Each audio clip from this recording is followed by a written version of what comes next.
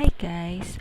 Welcome back on my channel. So for today's video, ang isi-share ko naman sa inyo ay yung naging experience ko dito sa Cerisay Beauty Everglass Toner.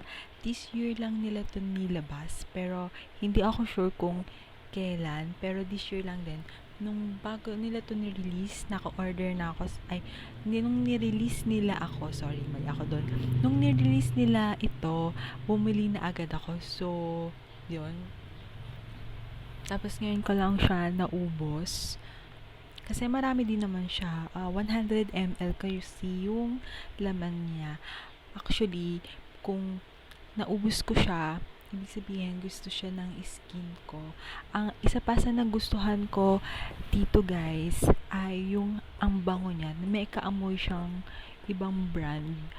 Pero hindi ko na siya sasabihin kung ano yun. Basta ang bango niya.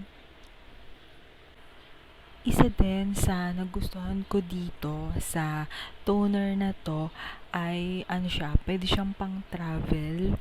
Kasi guys, tingnan nyo naman doble. Meron na nga siyang ganito. Tapos, meron pa siyang dito Kaya, sobrang sobrang okay siyang pang travel. Ayan.